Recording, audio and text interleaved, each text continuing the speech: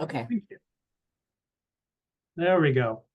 So that's the first thing I wanted to bring up is this is a recording because I'm sure that will be a question that will come up on whether or not we're recording this presentation. And we will, and that will be posted on our pension administration website. So you all should be able to see my screen right here. This is a website that we have available right now that kind of gives all of our updates regarding the STARS administration system and some of the things we've been doing over the last over 3.5 years now. This project has been going on. So we're getting very excited as we get closer and closer to go live on this project. So the recording will be here for future viewing if you have others on your team who aren't able to attend today. The second thing I'd like to bring up is through this presentation, I'm sure there will be questions that will come up during the presentation. What I would say related to the questions is throughout my presentation, I will take a pause to answer questions. And so through the chat feature, which you should see probably at the bottom of your screen, there should be a chat feature. Please chat your questions there. And so as I pause throughout the presentation, I'll take a moment to answer as many questions as I can, and then I'll move on with the presentation. If I'm not able to get to every single question, please take note that you can certainly follow up with your point of contact on the project, which is either Joanne Lowy or Harold Green. So reach out to them if a question was not answered, or if you have a question that comes up after today's presentation. And then finally, the last thing before we get going, I'd like to bring up is this is just a high-level operational overview or demonstration of the system. This is not the actual training for utilization in employer self-service. So that will be coming forward early 2025. So this is not going to be getting into really deep dives of processes, whether it's contribution reporting, whether it's demographic reporting, things of that sort. This is rather just to give you a demonstration of the features and functionality of the system at the high level. So do be aware of that we will have formal training that will be coming up later in early 2025 as we get closer to cutover. So with that, we'll go ahead and jump into the actual presentation and demonstration of the portal. And I'm going to actually take myself off of camera so that you can't see my consternated face as I'm squinting throughout the whole process. So I will take myself off camera here, and we'll get going with our demo. So as you can see here, this is the login page for the new STARS employer self-service system. This is going to be something that is utilized both for employers as well as local boards. And I will be giving a quick demonstration of both of those portals. And so you can kind of see what the differences would be if you're a local board exclusive user versus an employer user in the system. What I'll be doing throughout today's presentation, though, just take a note of, is access into the employer self-service is by user profile types. And so today's demonstration, I'm going to be utilizing someone who is an administrator. So that is someone who has the highest level of access within the system. But do understand that as we go live, based upon your established user roles, which would be managed by your administrator, you may or may not have the same access to tabs that I might be showing or the editabilities that I might be showing in certain pages. So do be aware of that as well. The first thing I would say also regarding this system is security is of high importance to us. And so we will be implementing a two-factor authentication process within the system. So as I log in, you'll notice this is the first-time user. I have a first-time user person set up here with this particular user ID. You'll notice this two-factor authentication process. And so what this does, if you're very familiar with other financial systems or other portals throughout the internet where you require a login, they're moving to that two-factor authentication system as an additional layer of security. And we too here at PSPRS will be implementing that within our employer self-service and all digital self-service. So that would also be for our members as well. So while we take a second here to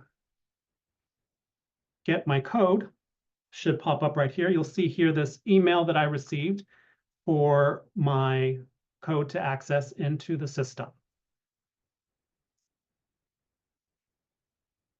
And as you'll also notice that code is time sensitive. So if you're not utilizing it within that 15-minute time frame, you would have to go through a process to request a new code.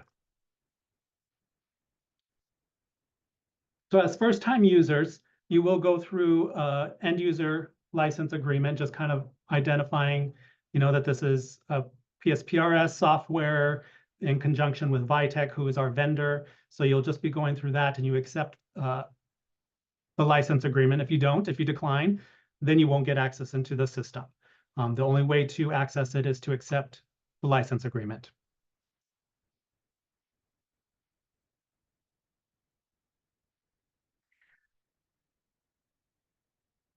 So as you'll see here, once you get into and you do your login to the system, you'll come to our home page here. And again, as I mentioned, all the tabs you might see here may or may not be applicable to you specifically as a user, if you will be a user in the system moving forward, as user profiles are dependent upon what tabs you would have access to. But again, this is as an administrative user, so this has the full access. You'll always come to our home page here. Home page is basically a way where we can provide you some quick updates on news. So we have opportunities to push out information to you all from a configuration standpoint on any type of news that's pertinent to you as an employer or local board. You also have areas here for quick links. We've set up some quick links here to kind of take you to specific tabs within here based upon what you're trying to do. For instance, if you are an employer who plans to do your demographic new hires on a manual basis rather than an import process, you would have a function to manually kick off that process, as well as if you have a responsibility to make payments against contribution reports and invoices, or what we would call in the system here, you'll see shortly, work reports.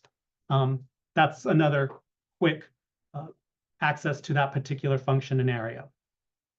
We've also provided with some links, and again, this is highly configurable. So as we go live with the system and as we start receiving feedback from you all on additional information you think might be pertinent, we have opportunities to reconfigure and update the system. But we've put some quick links here, like for instance, for you employers who are required to remit DC contributions for your Tier 3 members or your hybrid Tier 2 members for PSPRS, we have quick link to take you directly to Nationwide's website so you can do your reporting and payment process there as well. So that's what this homepage is all about. Also have some quick FAQs that can be updated as we learn more about the system and want to put more information to you all. Up here on the upper right-hand corner, you'll see a few different icons here. These icons are related to, one, your own individual profile as a user. We have this Help Center. Help Center is an organic type of knowledge base where you can type in some quick questions to get some answers. I would tell you at a go live standpoint, we have not spent a lot of time building out that knowledge library, but there are some basic resources here. Like if you want to learn how to quickly upload or understand how to upload your work reports or contribution reports, kind of gives you a quick rundown on how to do that. Notifications. If we have to push out notifications to you all, we have functions within our what we call line of business application to set out push notifications. One notification that I know that we do have already configured and built out is around your reporting and your timeliness of reporting. So you may see notifications coming up reminding you, hey, you have some work reports or contribution reports that have yet to be reported, your pay period's ended, and it's past X amount of days, so you are potentially subject to interest. So pushing out those type of notices to you all as well. Finally, from a profile standpoint, pretty basic here, just kind of gives your basic profile information, but it does give you an opportunity to update and change your password. And speaking of changing passwords, once we go live, a password process would actually be a reset password process. So there's not going to be default passwords set for those users who are established at go live.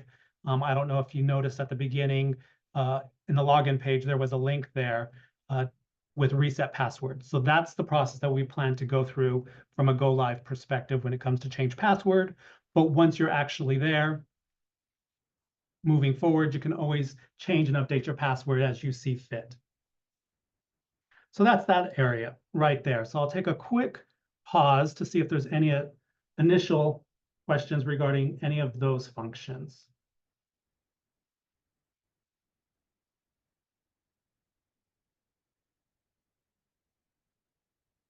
There's a question here regarding, will PSPRS be sending out a list of administrator staff access or some type of security form for employers to gain access to the self-service portal?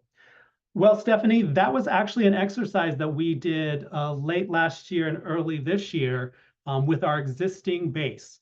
Joanne and Harold, based upon our current users, went through an exercise with our point of contact for this project to coordinate with those individuals within your agency to identify who would be that initial administrator and to validate the current users. And so that information will automatically be converted into our system, and we will share for those individuals what the baseline, user names would be and the process to log in. So that has already been established. If you're unsure whether or not your employer has gone through that exercise, please reach out to Harold or Joanne, whoever your point of contact is, to get more information there. Great question.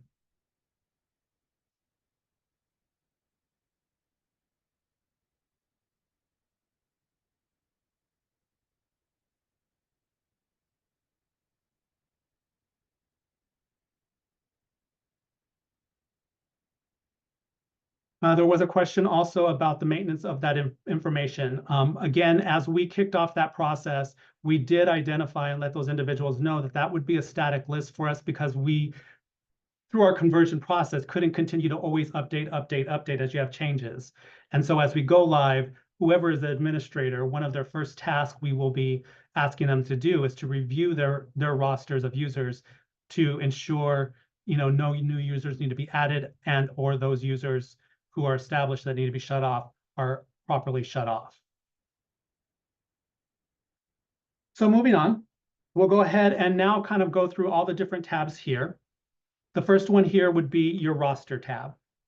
The roster tab basically identifies all of your members in your plan at any point of time. So this is a historical information. So you're going to see individuals here who are both in hired status, those who have been in quit status, those who are in retired, etc. It's your entire history and roster. And so that's a lot of information that you might see here, especially from our larger employers. But there are a lot of functions regarding the roster that you can do to kind of limit what you see or filter who you'd like to see. So as you see here, there's a filter tab here or a filter button, and you'll see that in a lot of the different tabs that I'll be showing you here, a filter button in which you can kind of filter the data you want to see. You can filter it by the different statuses. I only want to see my interdrop individuals, or only want to see my hired individuals or return to work individuals. And it would limit the roster that you would see here. You can also do it by time, people who are hired in X amount of dates, et cetera, et cetera. You can apply that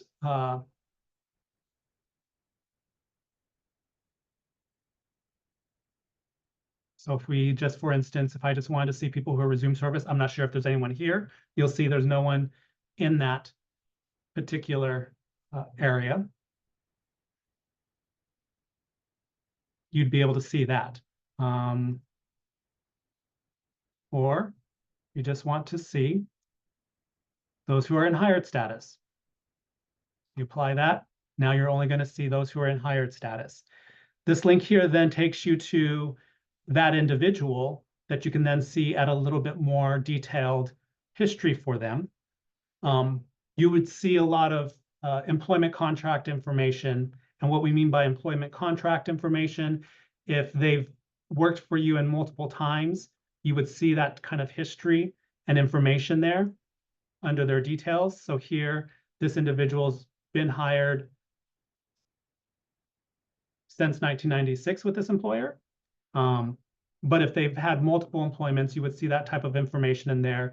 You would see address information regarding that member, et cetera. And again, as an administrator, you would have abilities to update the demographic information, certain demographic information should updates need to be made for that member.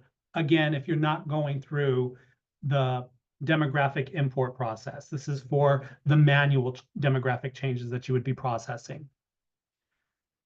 Another thing you can do with your roster is you have a lot of other additional functions here, such as export. So if you wanted to export that information into a CSV file, you'd be able to do that as well, or whatever type of reporting processes you need.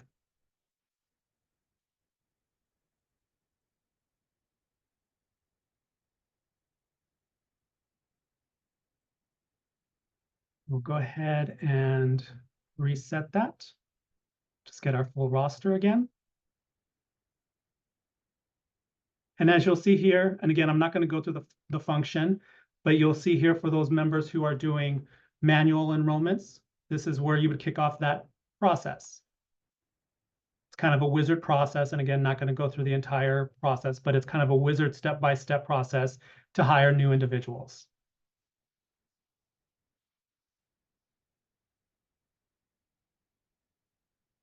So I'll go ahead and take another quick pause to see if we have questions here.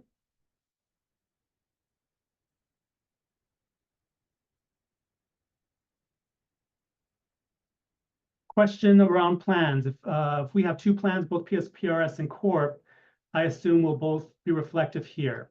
That actually, good question, and I'll kind of demonstrate that here in a little bit when we go to local boards. But if you have multiple plans, Corp, PSPRS, if you within PSPRS have police and fire, you're actually, it's all driven by your what we call agreements within the system. And so if you have access to each one of those individual agreements, you'll have to toggle between those different employers. So this particular user doesn't have multiple access, but I'll show you kind of what it would look like from a local board perspective here in just a minute. But this particular area right here where it says the system number and Daisy Mountain Fire, what you would basically do is click on that, and any other plans that you have access to, you can toggle between those different plans. So great question, which I think answers another question here on the roster. Will you show multiple plans or will they be separate? Again, they're going to be separated out by those agreements based upon your access to those particular agreements.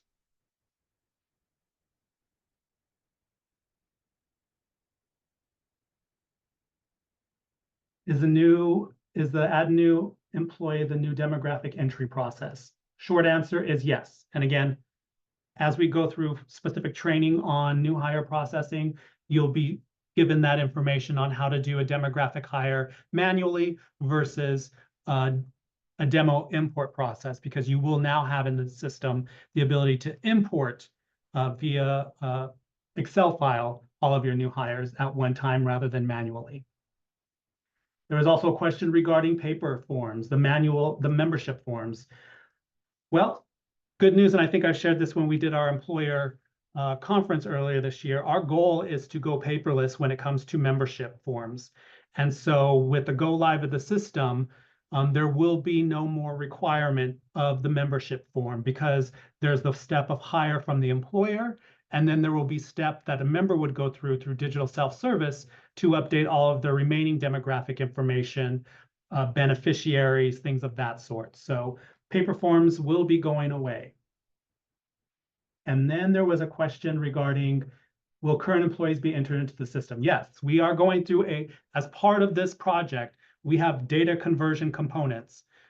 So all of the data that's within our current legacy system is currently going through the data conversion process, which would include all of your hires and members in the plan.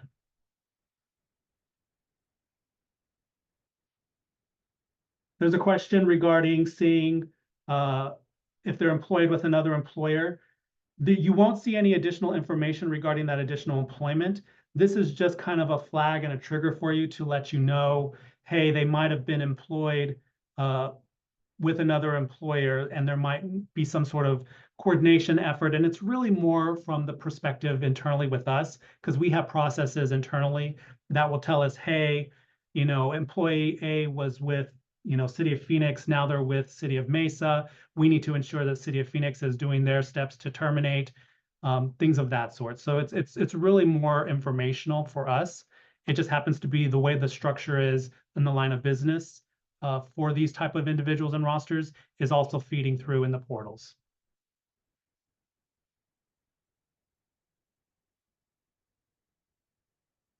All right, we'll go ahead and move on.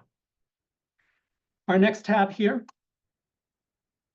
is policies, and this is specific to cancer insurance. So this is really just a PSPRS and a corp-related tab. This is showing all of your enrollments for cancer insurance. And again, just like rosters, it is historical information as well. So those who may not have coverage anymore within your particular cancer insurance agreement, you would still see that individual in there. So you would have similar type of functions in terms of your filters.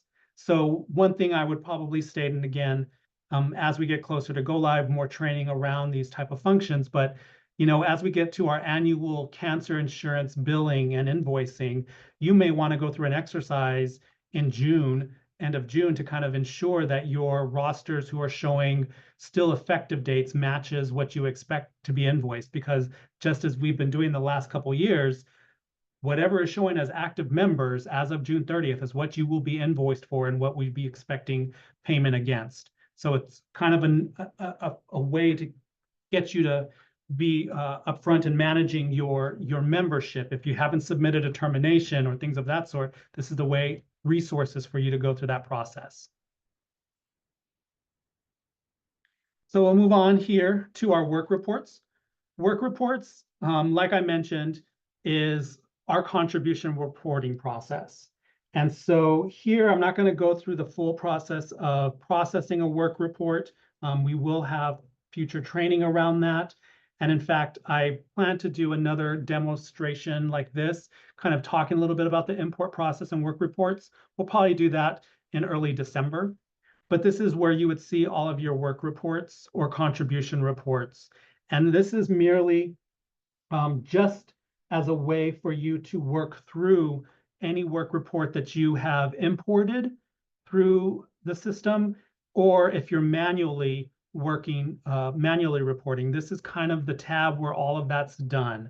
And so for all of these historical ones, this is just reference information. Once you've worked through the process of uploading and submitting, you would still have access to the high level information regarding that particular work report, including, the pay periods you've been reported, the amounts that were billed, things of that sort. Any detailed records associated with that work report would either have to be from the import process and the imports that you've used, as well as if you're doing manual reporting. And again, you won't see it here, but there is a step before you submit that you can always export the details of that work report that you plan to submit. And you'll see here, these two buttons right here, similar kind of wizard process if you're doing a manual work report versus an import process. One thing I would note here that you'll see a little bit different in the new system, and I kind of did highlight that during the employer conference, is especially for our PSPRS employers, risk pool group versus non-risk pool group. So tier 3, as you know, your tier 3 membership could be part of the risk pool group or non-risk pool. The non-risk pool is really our large 13 employers where they're all under one umbrella versus, here, this fire district with Daisy Mountain, they're part of the risk pool. So their tier 3 population are on a different type of structure within the line of business, or what we call an agreement. So when you're doing reporting, contribution reporting, it's actually going to split that out. Who are your tier 1, tier 2 members versus who are your tier 3 members? And so you would go through a process to submit your work reports that way. And again, not going to get into more detail around that, more information to come, but just kind of wanted to highlight that. You'll see here there's a lot of information when it comes to the work reports. This is all tied to our financial reporting within the system by the different funds that we have to account for. Is it DB funds? Is it DC funds? Are they legacy funds? Are they, health insurance funds? And so that's what a lot of this information is taken from the line of business side. So this may or may not be relevant or of value to you. So how do you get rid of a lot of this information? Well, you have abilities to customize this area. So you'll see here all of the current fields that are being used. And so if you move everything over here and kind of want to start fresh and say, hey, I only want to see my transaction numbers, I only want to see report statuses of whether they're open and closed, I want to see, whatever identifier was created and the pay period and the due date and what the original total is, and if there's any balance still left. I don't care about all these different funds. You can just pull that over, apply that filter, close, and now you have it in a different view. So there's a lot of capability in terms of what information you do want to see or don't want to see within the work report area. Similar in terms of filtering, if you did decide to keep everything on here, this is all the historical work reports. So it's not only just most recent, but it's going to be every work report converted. So if you want to limit what you see, you can always also do filters to only limit the most recent work reports in the last 3 months and applying that and only seeing those. So you see there's nothing been completed here, but you would have those functions to do that as well.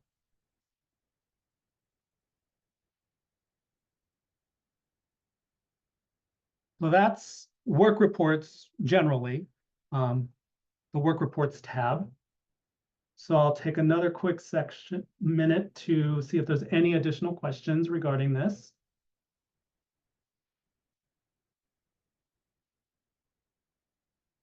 I'm just going back to membership. There's some questions around accepting new members and process changes. There's no process changes regarding identifying memberships and who's eligible for membership. That all remains the same. Once this is all tied to hiring the member and putting the member in the system so that proper 90-day election periods can kick off, contribution requirements can kick off. So whatever processes are established at the local board and employer level to determine eligibility continues to remain the same. But once a member is determined eligible and you need to notify PSPRS of the hire, this is where it's being done.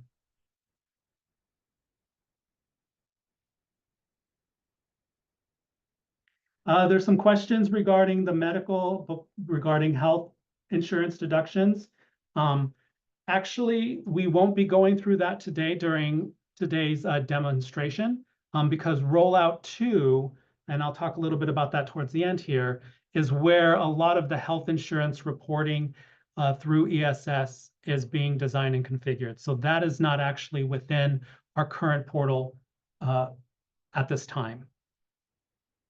But a great question. So I'll go ahead and continue. So now we'll move over to the payments tab. And the payments tab is just as it identifies. Once you've done work reports and you have invoicing ready for payment, whether it's contributions, whether it's your annual cancer insurance billing, the payment tab is where all of those payments would be processed. So for our employers who are currently utilizing the Wells Fargo e-bill process, this is where the replacement is happening. So the e-bill is going to be replaced with this particular area to process payments on outstanding invoices. And so for those employers who have yet to utilize or have not established online payments via Wells Fargo e-bill, those who are still paying via check, we highly recommend that you transition into this online payment process, because as we've mentioned since the kickoff of this project, we are instituting the statutory requirements more from a business automated process when it comes to reporting of contributions and late reporting of contributions and payments. And so that's going to be an automated process. So to kind of circumvent any potential risk around late payments from a check perspective, we would highly recommend that you establish your payment process through this portal. Not gonna walk through every step here, but this is where you would manage your bank accounts. And for every employer who's currently on Wells Fargo e-bill, what I would note is none of that account information will be converted. So at go live, those accounts will need to be established here within the system, because we're not converting any account information from Wells Fargo e-bill. But you would just be setting up your account through here, and I'll quickly just kind of give a quick look.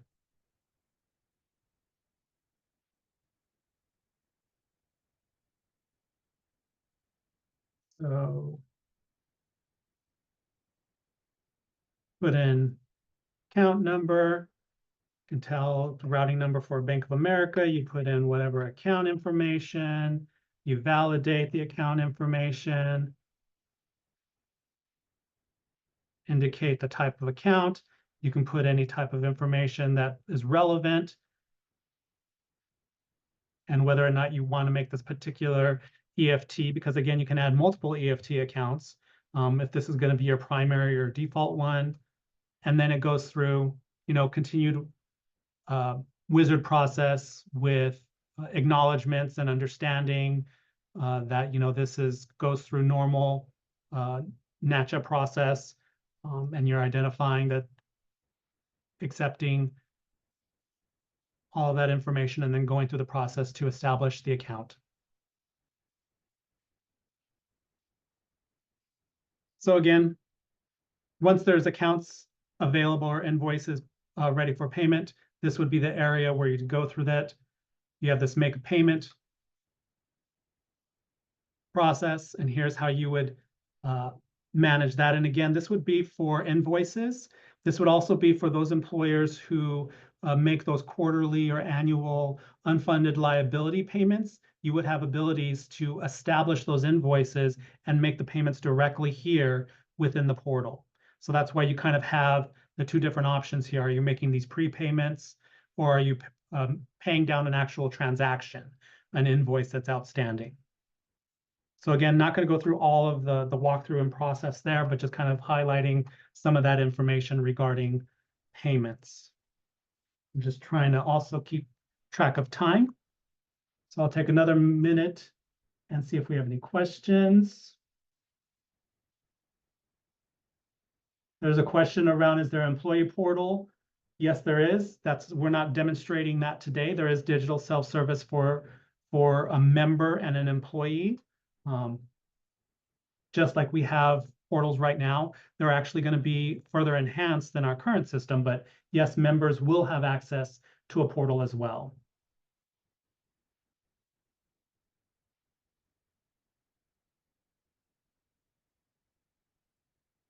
There's a question regarding the DC-DT contribution, which is the DC disability. All of that is all going to be managed through here. So invoicing for DC members, reporting, contribution reporting for DC members will be through this portal as well. There'll be separate invoices established for those different types, DB accounts versus DC accounts, but it all would be managed here within our employer self-service portal here. So that's the great thing about this portal, is everything is one-stop shop. So you won't have to be going to Wells Fargo. You won't have to wait to get an invoice before you can make a payment. Once you complete your contribution reporting, once you submit that reporting, Invoices are created, invoices are then available to then be paid against, and you can kind of go through that entire process here in one-stop shop.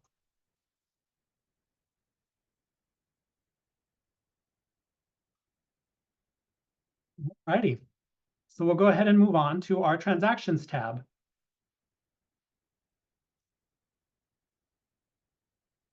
And this does happen every so often from the testing environment, just to let you know. This wouldn't happen go live, it's just in our testing world.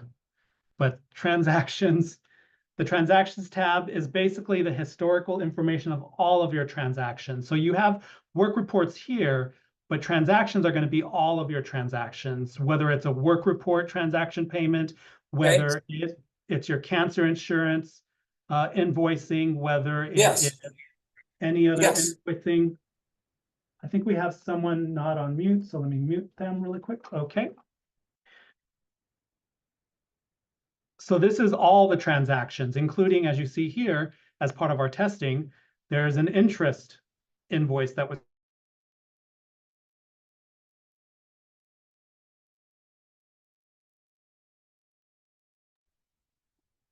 Sorry, I put my own self on mute. I was saying that everything here, transactions, is located here. This is for cancer insurance. You'll see this employer has their fire tax credit, what we call billing adjustments. That's if you're doing an adjustment on previously reported contributions. Everything is going to be here. So for those employers who I know sometimes reach out to our finance team on, identifying which invoices have been paid or not been paid and what's still outstanding, here's where you would find all that information for yourself. And this too can be exported. So there'll be an export function where you can export to an Excel file and then do whatever analysis you need to do to determine whether payments are still outstanding, what's still left, et cetera, et cetera. So that's the transaction tab.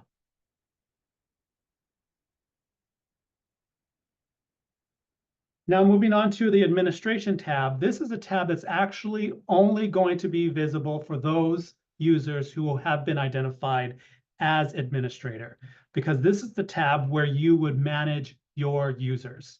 So as you can see here, this employer already has 3 different types of users established for access. And so you could go into any individual and look and see that information related to that user, like when they've last logged in. If you need to update any of their contact information, you can do so.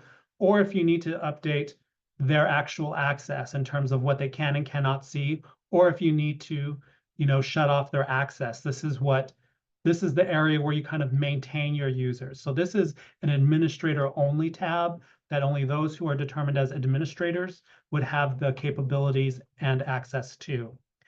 One thing I would note about this tab in terms of users is you only can begin to establish users or add a user only once that individual has been created as a contact.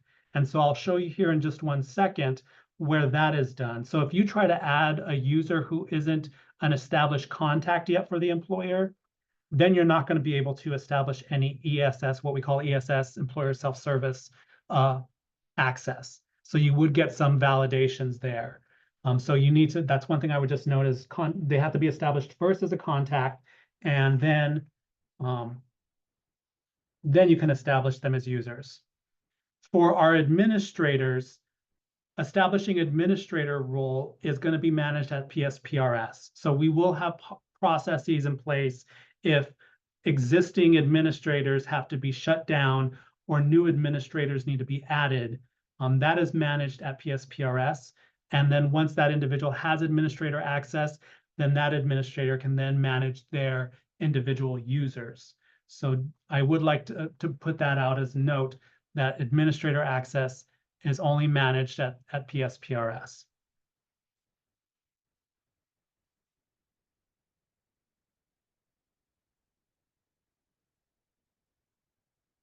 Just taking a quick minute here to go through questions.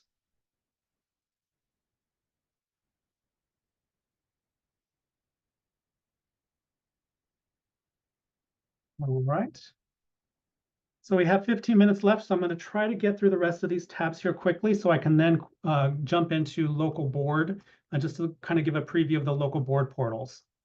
Employer information, I think hopefully is self-explanatory. This kind of gives the high level detail that we have about the employer, when they joined, what is their social security, if they have social security withheld for PSPRS, because that makes determinations on if they have hybrid members or not. Their system ID. One thing I would note, especially some of our longer term employer partners who've been with us for a while, know that a lot of our system numbers are 3-digit numbers. When we go into the new system, they're going to be 4-digit numbers. So this with Daisy Mountain, they're currently 143 in our current system. Well, in the new system, they'll be 0143. Just adding that additional digit there. So it's a 4-digit number there. Administrator does have ability to update address information for the employer on the employer's behalf, and the administrator is the only one who's able to do that. But as I mentioned before, with access under administration is this contacts information. So this is where I was talking about that the individual user who is trying to gain access into the system, administrator needs to first add them as a contact before they're able to give them any type of access into the portal. So here you'll see all of the current, and I shouldn't say current, just like with roster and all other areas, it's all historical information, but all contacts with this employer you'll see here. So again, if you needed to filter and I just want to see active contacts, you could filter by start and stop dates. Otherwise, you'll see your entire history of contacts within the system.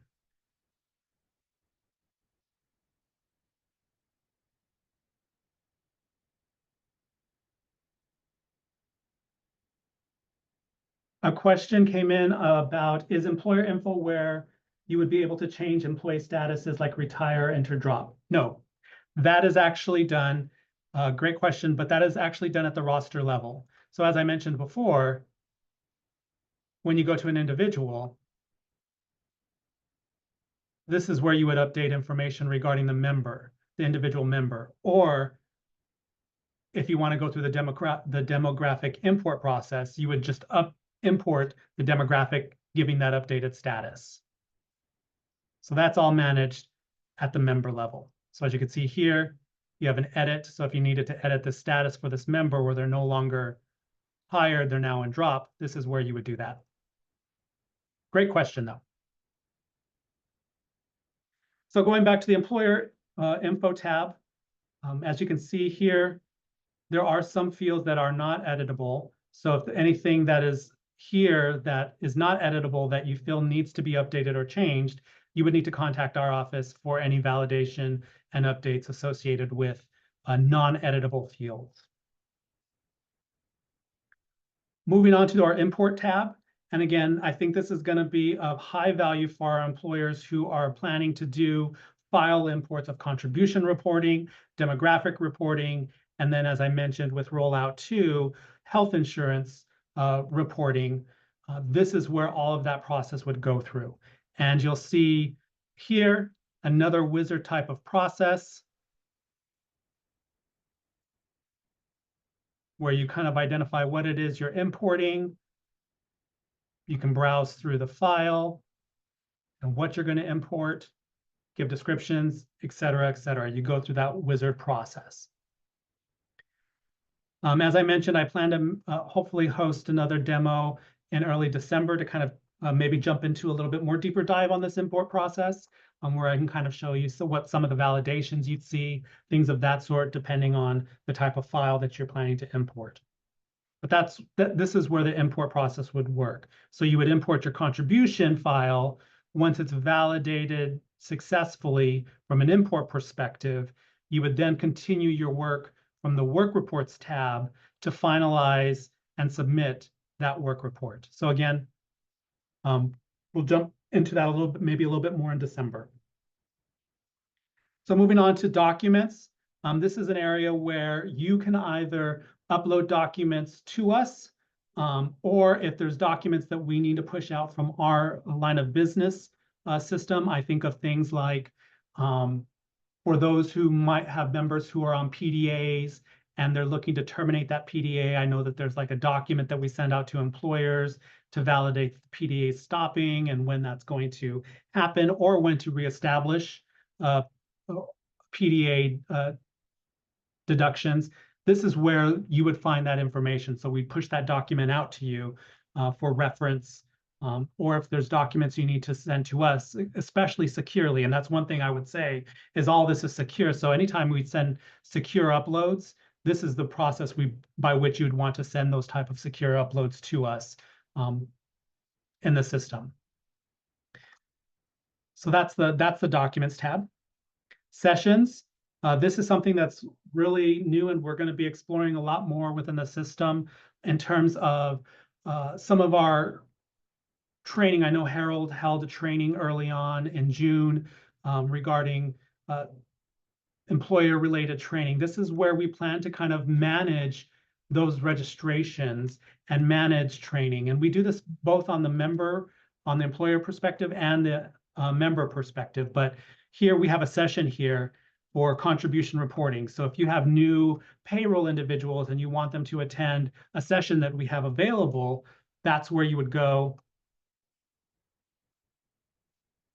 and get them established. So we have a session here. You would see all the available sessions, how many seats are still available. And if you plan to book that slot, you would then go through the process of identifying who you're signing up for that particular session. So again, not going to go through the entire process, but just wanted to kind of highlight that there. Moving on to secure messaging. This is an area where you can send messages and we can send messages, email messages to you in a secure fashion. So here, if you wanted to, contribution issue, and you had questions regarding it, and it's, we'll just say it was a demographic related issue, need to change hire date. And then you can send your information. If you wanted to attach in a file associated with it, you could upload files and send that information to us. And when you send it, I'm not going to go through the whole process, but when you send it on our line of business application within STARS, we would get that message, and then we could then respond accordingly to that message. And when we respond back, you would get an email notice saying, there's been a response. Please come to your secure portal, for viewing, and you'd be able to find that information there. And then the final tab here is Contact Us. So that's kind of at a quick, like I said, quick high-level view of the employer self-service from an employer perspective. So I'm going to quickly, in the last 10 minutes that we have, I'm going to log out and try to log in as someone who is a local board and is looking to get into the local board portals. What I would say with the local board portals is the functionality is very basic at this point, and it will be at go live, because when it comes to the local board functions, I think of things of like the disability determination process, submitting, your minutes and making decisions on the line of duty death survivor benefits. Those type of processes are part of the rollout 2 process in terms of online applications. And so right now, what you would see is very limited from a local board perspective on what functionalities are available.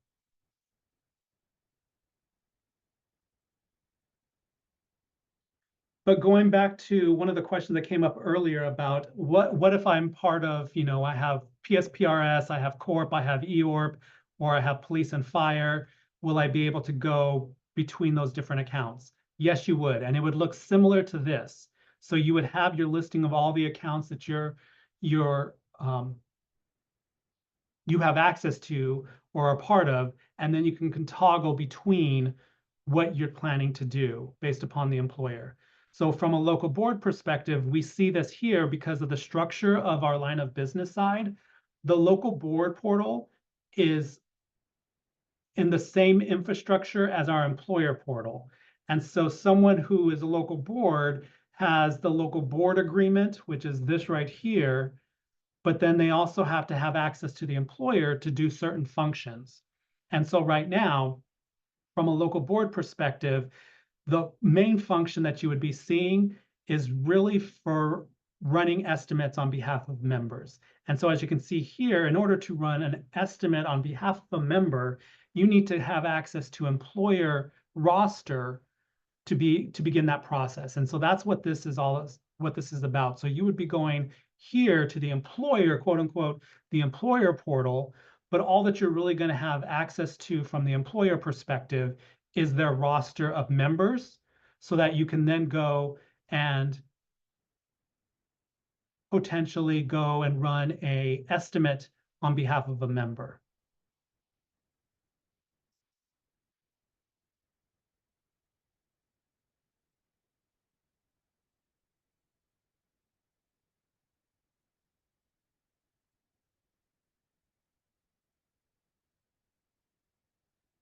And I apologize there. Looks like we're having a little issue with that right now at the moment, but that's kind of what this is all about here. But if you really want to go to the local board actual portal, you would just click on that particular area. And as you can see here, it looks similar to the employer portal, but there are limited tabs here. So right now, as I mentioned, you probably see a lot more functionality from the rollout 2 perspective, but right now it's really just managing your local board at this point from the true local board portal. So again, this administration tab is going to be limited to that person who's identified as the local board administrator, which we have established. Again, Joanne and Harold went through the exercise. Whoever is sitting as local board secretary would be identified as that administrator. They too would have the ability to make updates to the local board information, address, local board members, things of that sort, and give access to those local board members who may need access for some reason into the local board portal. Documents, again, similar in style. You'll see that there's some documents here. There's really all that you're going to see at this point is just metadata. This is kind of part of our conversion process. These are all going to be all the previous local board minutes that we have on record. So when you have local board minutes ready to submit, you'd be able to upload them directly here through that process. And then the home page, again, similar to the employer side. So as you can see, local board at this point is kind of a skeleton of a shell, but there would be more enhancement as we go through rollout 2, which is more of online application processing. And that's rollout 2 for both member and employers with online application processes. So there's more to come with the local board module and the local board portals, but I kind of wanted to give a quick overview of that.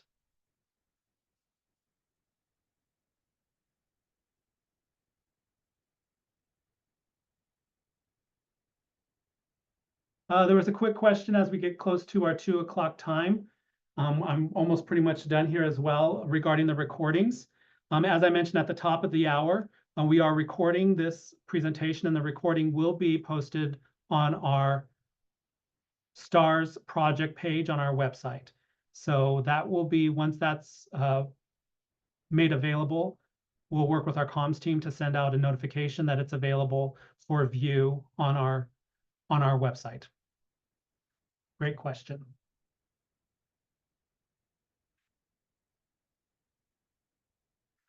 There's a question on the maximum file size limit for messaging and attachments. There are limits. I can't recall off the top of my head what the limit is, but I believe it's significant enough that it's large uploads that you could still upload to the system through attachments. I can't remember the size, but when we talked through it, because that was early on configurations, it was of a size that we felt was significant enough that we don't think we need to get any larger. So I apologize, I don't have a specific file size right now, but yes, there is a limit. I just don't know exactly what that limit is. I'll take a note and have Joanne and Harold follow up with you, Nicole, once we have that information. But at this point, that kind of takes me to the end of my demo. As I mentioned, as we close, this is what we would see at go live for our project. And then for rollout 2, which is in later fall of next year, there would be enhancements to some of these functionalities. And the enhancements are really going to be more from the perspective of online application reporting, processing, and workflow processing with our local boards associated with that, as well as health insurance reporting through that process. So that's kind of what the enhancements would be for rollout 2. As I also mentioned at the top of the hour, this was just a high-level demonstration. This is not our training. There will be more information to come related to the training for those users who will be gaining access into the portal, so they better understand the functionality of the portals. I do plan to host another one of these at the beginning of December at our next employer touch base to kind of maybe just go into a little bit deeper dive on that import process and the work report process a little bit more, just so you can see that in a little bit more detail, because I think that's of a high value to most of our individuals on this call today. So outside of that, I'll take one more minute to see if there's any other additional questions.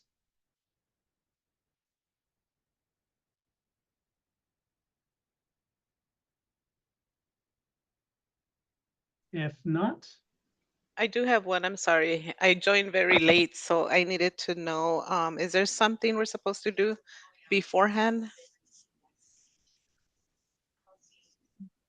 something in terms of what's the question? The configuration or anything, or is this just a new website that we're uploading to? Well, it's Our the new files. website. If you're talking about user access, like I mentioned before, Joanne and Harold late last year, early this year, went through an exercise with our point of contacts to identify who our current users are in our portals and identify whether their continued use would be happening in the new system. So we will be converting those users right now. But outside of that, whoever is the identified administrator is going to be responsible for maintaining and updating that information at go live. So there's no other additional. Oh, okay. Okay. Thank you. Mhm.